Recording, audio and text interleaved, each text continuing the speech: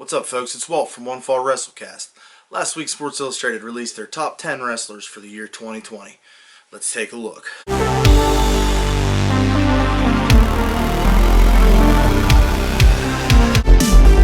Starting off the list at number 10 is Eddie Kingston.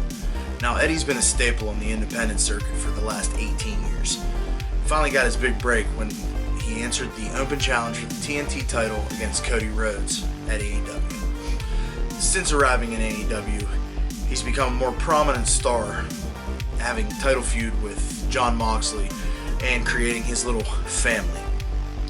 While a lot of people would say that Eddie Kingston is undeserving of a lot of the things that he's accomplished in AEW, if you take a look at his body of work, it's been pretty solid. So congrats to Eddie Kingston on a stellar 2020, and I can't wait to see what happens in 2021. Coming in at number 9 is Roman Reigns. In my opinion, he should have been higher on this list, but Sports Illustrated would argue that being as he missed the first 6 months of 2020 due to the pandemic, that it kind of hurt his case a little bit. However, since his return, he's put on some of the best work of his entire career. His current storyline with Paul Heyman and Jey Uso has probably been some of the best work that WWE has put out in recent memory. I'm really excited to see where 2021 takes us with this whole Roman Reigns heel turn. Number 8 on the list is Kota Ibushi. Now, I'm not a big New Japan guy, and maybe I'm going to take a look at myself and I'm going to have to change that. But you can't have New Japan without Kota Ibushi, so he's very deserving to be on this list.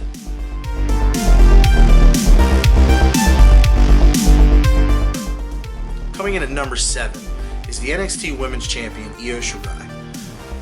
Io won the title earlier in the year in a triple threat match against Charlotte Flair and Rhea Ripley, and has picked up the ball and ran with it since. Her work in recent months has been phenomenal, including a special guest appearance in the War Games pay-per-view, where she came off the top of the cage in a trash can and really put on a good show. Her title run has become a little bit stale, and I'm looking forward to seeing how things shake out in 2021. At number 6, Sports Illustrated has Ding Dong, hello, Bayley. Bayley's heel turn and her work in 2020 has been some of the greatest thing that I've seen from Bayley in recent memory. I was never a big fan of the hugger gimmick, so to see her kind of change her character and evolve and become this, kind of sarcastic heel, it's been great. It's been very refreshing, and I'm really happy with the character development that Bayley's had. Her storyline with Sasha Banks through winning the tag titles and them having all the gold, and eventually losing the tag titles and splitting and having the most phenomenal women's feud, was definitely one for the year. At number 5 on the list, we have the AEW World Champion, Kenny Omega. For those of you that watch the show, you know that I'm not a big Kenny Omega guy. However, since he's won the championship, we've definitely seen some of the best work out of Kenny Omega on US soil. Everybody always talked about Kenny Omega being the best bout machine and how he revolutionized professional wrestling putting it in New Japan. And while I've seen some of those matches, and some of those matches are absolutely great, we have not got the work rate and the character that we thought we were going to get coming from New Japan into AEW. We're starting to see glimpses of it now, and I can't wait to see where this is going to go. Maybe he'll change my mind. Number 4 on the list has Naito. Now, again, I've already said I'm not a big New Japan guy, but again, if you pay attention to anything that is professional wrestling, when you hear New Japan, you hear Naito's name. He held the IWGP World Heavyweight title for almost the entirety of 2020, so he's definitely very deserving to be on this list. Number 3 on the list is the Scottish Warrior, Drew McIntyre, the WWE World Heavyweight Champion.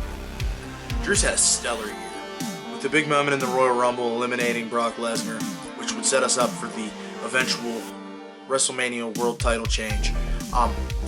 He's really been a staple through the pandemic era of professional wrestling.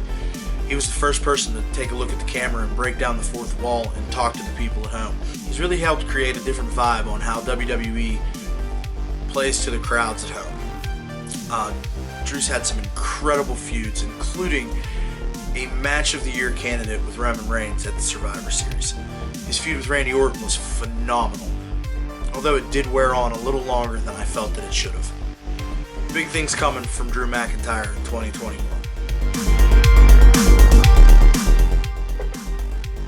Number 2 on the list is Mr. Jon Moxley, the longest reigning AEW World Champion. I've always been a fan of Jon Moxley, even whenever he was in WWE as Dean Ambrose. I felt like in WWE he was one of the most underrated talents on the roster. He's gone to AEW and he's really made a name for himself, and he's had an opportunity to showcase what he's about. Don't know if you want to hug him or run from him, but big ups to Jon on a stellar 2020, and he definitely deserves to be on this list. The number 1 wrestler in the world of the year 2020. Drum roll. Sasha Banks. Now, while Sasha Banks has had some great matches this year, and she's had some phenomenal character development this year, I do not agree with this at all. I'm happy that Sasha's finally getting a title run that she can be proud of with her career. She's done a lot for women's wrestling, and she deserves the opportunity to be a champion for longer than one show. However, the fact that she is number 1 on this list is the most disappointing thing that has happened in professional wrestling this year. The fact that this list was put together and you left names like Adam Cole, Finn Balor, MJF off of this list just doesn't add up. You're not going to sit here and you're not going to tell me that Sasha Banks had a better year than Finn Balor. You're just not going to do it. Finn Balor has single-handedly put the NXT brand on his back. He's been a phenomenal world champion for NXT. Great stuff. You're not going to sit here and you're not going to tell me that Sasha Banks had a better year than Finn Balor. I'm just not going to let you do it. Let me know what you think. Sound off in the comments below. Leave me your top 10. Follow us on social media at @1_FallWC. Make sure you hit that like and make sure you subscribe. Until next time, this is Walt with One Fall WrestleCast.